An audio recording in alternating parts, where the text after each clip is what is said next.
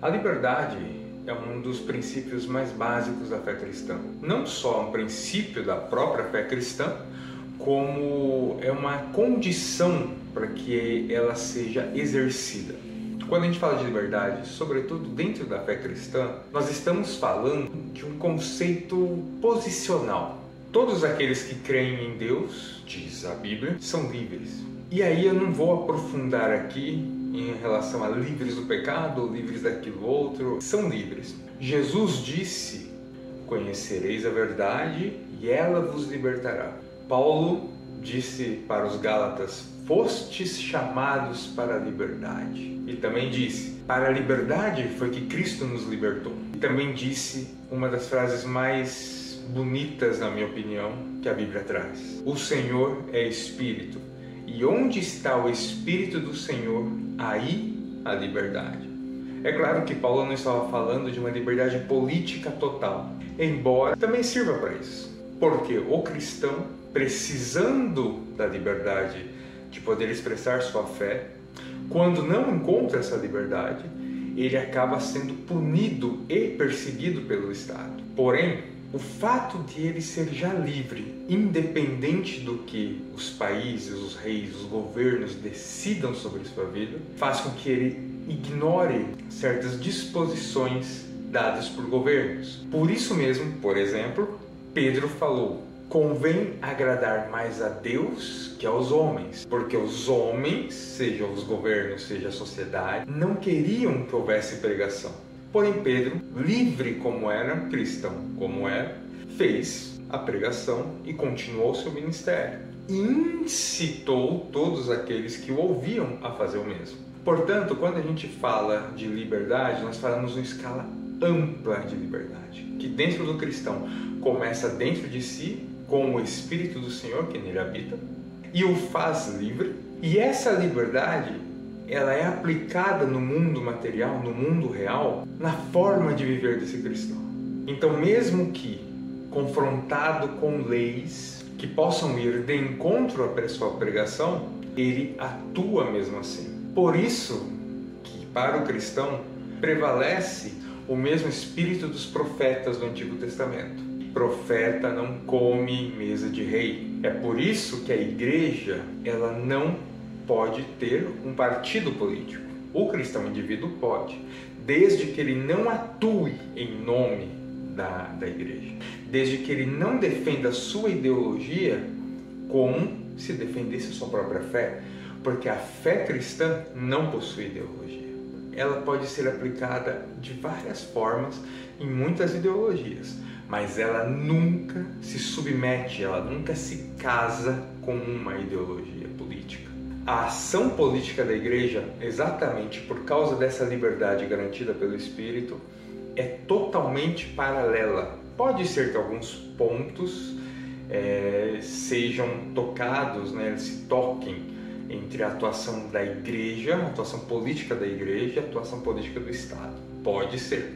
Mas via de regra, elas andam paralelas, porque não importa o que essa lei aqui disser, se atrapalhar o que a verdade do Evangelho no espírito do cristão diz, para que ele faça e como ele atue, convém agradar a Deus mais do que aos homens.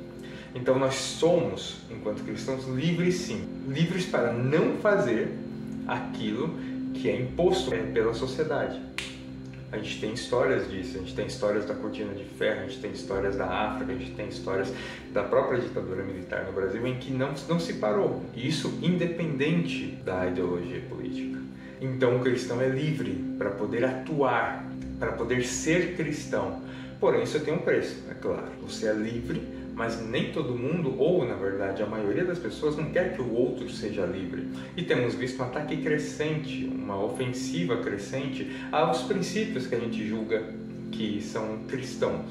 Porque, na verdade, a ideia é atacar, é desconstruir tudo aquilo que está aí. Esse está aí ficou famoso, contra tudo isso que está aí. E isso que está aí, muitas vezes, são princípios já muito arraigados na sociedade, bons princípios cristãos que têm que ser desconstruídos. O problema é que não se coloca nada nesse lugar, ou nada válido. Até porque os princípios cristãos, na verdade, são universais. Você tem muitas religiões que seguem princípios parecidos com o cristianismo, ou os mesmos princípios. Contudo, a ideia é desespiritualizar o homem, desespiritualizar a sociedade para que esteja pronta para receber outras ideias que não sejam aquelas, que sejam ideias aéreas, ideias que não se fundamentam porque elas mesmas não querem se fundamentar em nada disso que está aí.